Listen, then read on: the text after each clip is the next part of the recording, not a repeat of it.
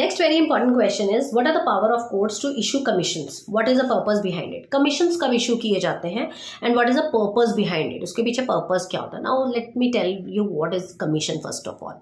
देखिए, जब कोर्ट को ऐसा लगता है कि मैं हर चीज़ अपने कोर्ट में नहीं कर सकता या मैं खुद जाके बाहर हर चीज़ नहीं कर सकता, तो कोर्ट एक कमिश्नर अपॉइंट करती है और एक कमीशन बना देती है, और उस कमीशन की ड्यूटी होती है उस पर्टिकुलर केस, उस पर्टिकुलर सूट के प्लेंटिफ और डिफेंडेंट के ऊपर नज़र रखना, एविडेंसेस इकट्ठे करना, सारी चीज़ें जो कोर्ट ने बोली है वो करना।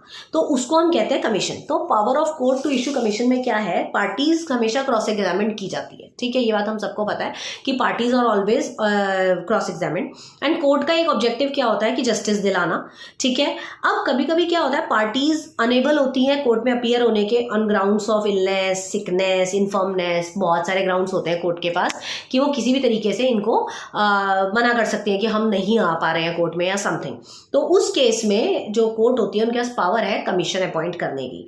अब कमीशन अपॉइंट करने के पीछे पर्पस क्या क्या होते हैं। Number 1, to examine witness, witness को एग्जामिन करने के लिए वो कमीशन अपॉइंट करते हैं। कुछ लोग ऐसे हैं जो लोकल लिमिट ऑफ जुरिस्डिक्शन से बाहर रहते हैं, या कुछ ऐसे हैं जो अनेबल हैं कोर्ट तक आने के लिए, कुछ ऐसे हैं जो फ्रॉड भी शायद गवर्नमेंट के साथ करने हैं, कोर्ट के साथ करने की कोशिश कर रहे हैं, कुछ ऐसे हैं जो गवर्नमेंट सर्वेंट है जिसको आप इन पर्सन आके कोर्ट में हाजिर होने के लिए नहीं बोल सकते, जैसे मैंने आपको पहले वाली वीडियो में बताया था। तो there are an number of reason जिसकी वजह से कुछ लोग कोर्ट में डायरेक्टली नहीं आ सकते। तो उन केसेस में जो कोर्ट है वो क्या करती है, वो कमीशन हायर कर देती हैं, अपॉइंट कर देती हैं उनके पीछे, जिनका काम होता है प्रॉपर एग्जामिनेशन करना विटनेस को कि वो कितने सच्चाई बोल रहा है और कितना झूठ बोल रहा है। सेकंड रीजन है, सेकंड पर्पस है to local investigation, for local investigation. जब एक लोकल इन्वेस्टिगेशन करना हो, सपोज एक एरिया का केस चल रहा है, अब उस एरिया में वो बंदा क्या है, कैसा है, उसका बैकग्राउंड क्या है, उसका मोहल्ले में जो है उसकी इमेज कैसी है, उसका बैकग्राउंड सब कुछ पता करने के लिए वो क्या करते हैं, कमिश्नर अपॉइंट करते हैं या एक कमीशन अपॉइंट करते हैं हम कह सकते हैं।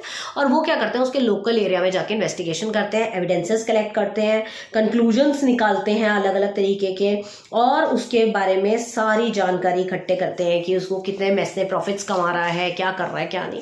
अब मैं जितनी भी टर्म्स अगर बोल रही हूँ बीच में और आपको समझ में नहीं आ रही, इसका मतलब आपने मेरी शॉर्ट क्वेश्चन की वीडियोस नहीं देखी। तो इसीलिए आप पहले शॉर्ट क्वेश्चंस की वीडियोस देखिए, फिर उसके बाद आप ये लॉन्ग क्वेश्चन की वीडियोस देखिएगा।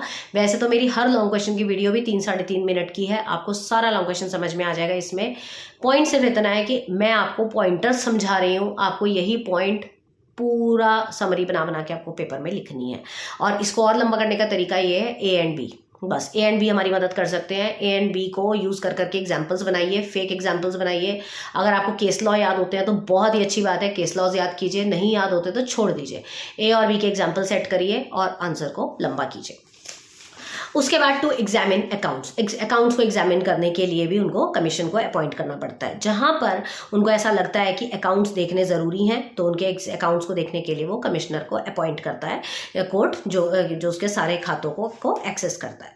उसके बाद to make partition of immovable property, कोई प्रॉपर्टी इमूवेबल जो होती है वो ऐसी होती है जिसका पार्टीशन करने से सोल्यूशन निकल जाता है, तो उसका सही तरीके से पार्टीशन हो वो देखने अब कोर्ट खुद तो नहीं जाएगी, तो वो क्या करती है, कमिश्नर अपॉइंट करती है, या हम कह सकते हैं कमीशन अपॉइंट करती है। उसका काम होता है इमूवेबल प्रॉपर्टी को सही तरीके से पार्टीशन कर देना। फिर फॉर साइंटिफिक इन्वेस्टिगेशन, हर तरीके की इन्वेस्टिगेशन कोर्ट में नहीं हो सकती है, तो इसके लिए भी वो कमीशन को अपॉइंट करते हैं ताकि वो साइंटिफिक इन्वेस्टिगेशन कर सकें।